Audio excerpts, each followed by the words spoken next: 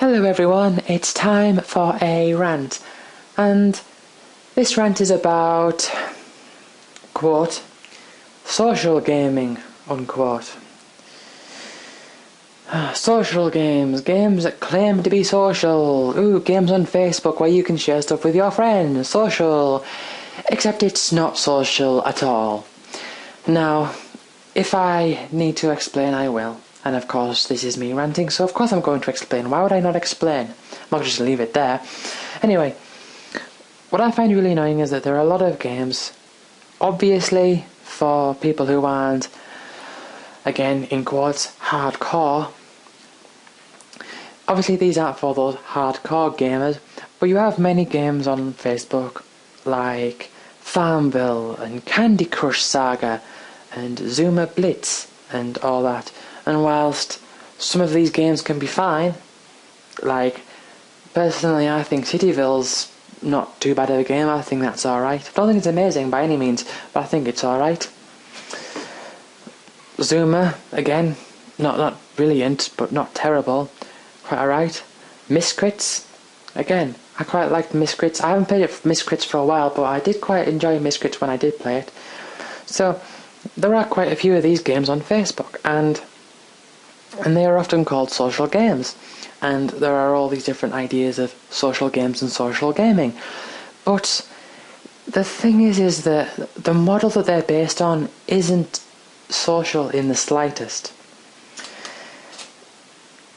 And I worry that there are going to be people who are kind of like, oh, those PlayStations and all that, I can't get into them, but I like these games, and these games are better because they're social. I can socialise with people with these games. I'm not just playing by myself. But you kind of are just playing by yourself, because these games, they say that they're social, but they don't really involve socialising at all. What they do is they involve a requirement to use other people as a means to help you get through the game. Now, this isn't social as much as it is them getting you to market their game for them. A typical example is something like Farmville. And tell me if you think this is social at all. You need an extra plank of wood to build your fence. I don't know anything about Farmville. I don't know about the mechanics or anything, so I'm just making up terminology here, but I know how it works, and this is how it works, right? You need some wood to build a fence, but you haven't spent enough real money to spend the in-game cash to buy a fence, so you are going to have to get one of your friends to give it to you.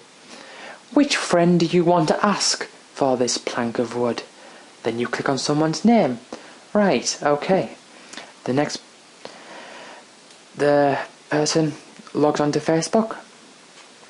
You have received one message. Ooh, I wonder what this is. So-and-so sent you a request in Farmville. You click on it. They want this. Click this button to make them have this thing. Okay, I click the button, and then the first person goes on, yay, I got the thing from the person. We interacted with each other. No, you did not. And here's why.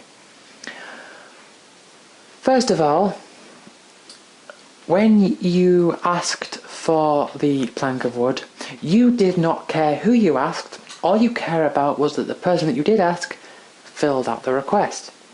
So that they actually went on to the game and clicked the thing to say they're going to send it to you. So when that happens, you don't care who it is. And a lot of what being social is about caring about the other people. And of course, with this system, because it's only about what you get out of it, you don't care about who gives you it, because the fact is that everyone is capable of giving it to you. The person on the other end doesn't have to go through anything other than maybe the annoyance of getting the request, which a lot of people do get annoyed about that, but still, that's all you have to go through, and then click the thing. They didn't have to give up anything. So really, what are they giving you? What have they given up for you? They have allowed you to get this plank of wood, but they've given up nothing. They've basically magicked a bit of wood out of thin air and sent it your way.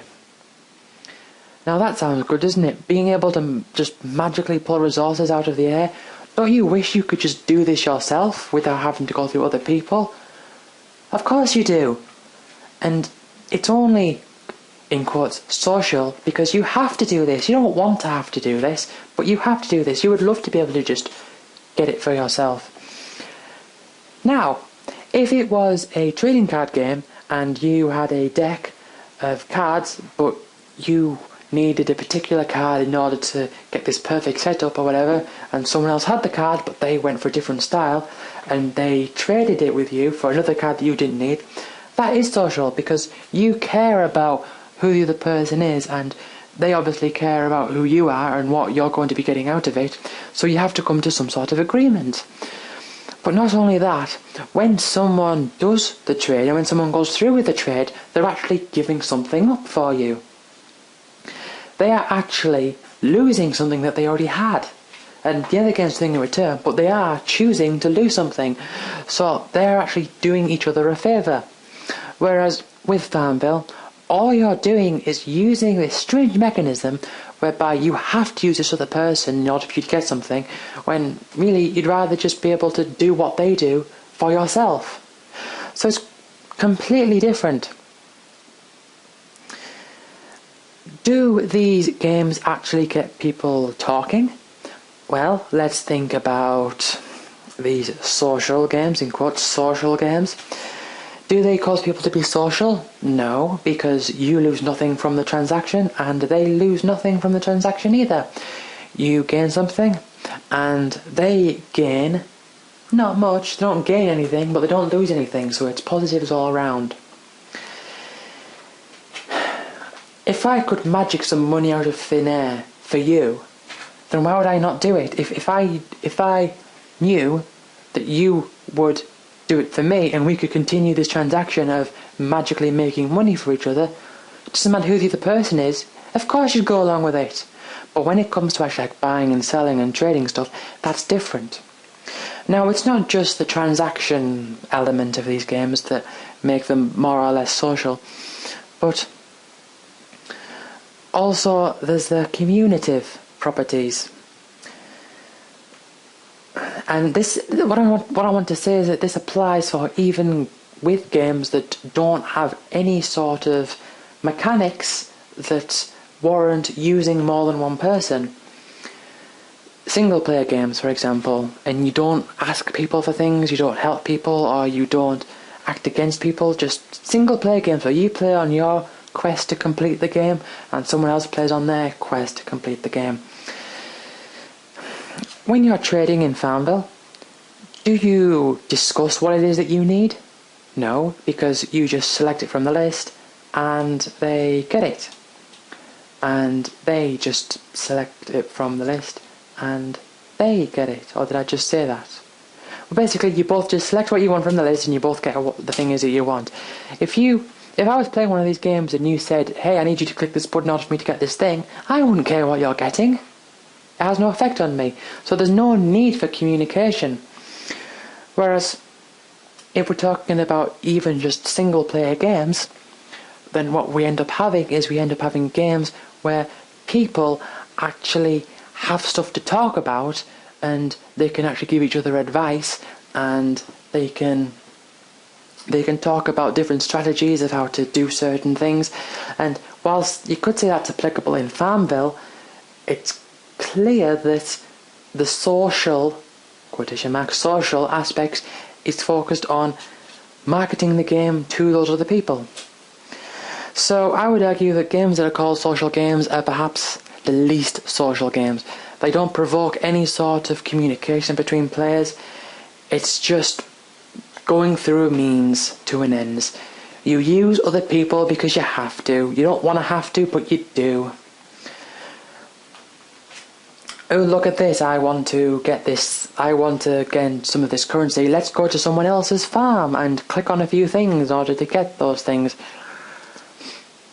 It doesn't matter. All you're doing is doing a thing to get a thing. And all the other person is doing is letting you do that thing, and they're losing nothing from it. There's no rate of exchange. There's absolutely nothing going on. All it is a bunch of... what's the word? What's what I'm looking for? It's artificial social mechanics. It's not really social at all. So what would you say is the most social game in that regard? Well, this is a question that I'm not sure how to answer, but I do think that the most social game would be the one that can influence the most conversations between people. And I think if that's the case, even though I couldn't particularly think of one biggest social game or examples of the biggest social games, if a game can get you communicating with people, then that's social. And I would say that games by their nature are social, because if people play these games they can talk about it for ages. Now if that's not social, sharing ideas, sharing experiences and sharing strategies and just that general type of thing, if that's not socialising and clicking on a button to make someone else get a thing is, then I don't know what socialising means anymore. Because those games are just not social, and that's the big point that I think I've made very clear by now. So, thank you for listening, and I'll see you all next time.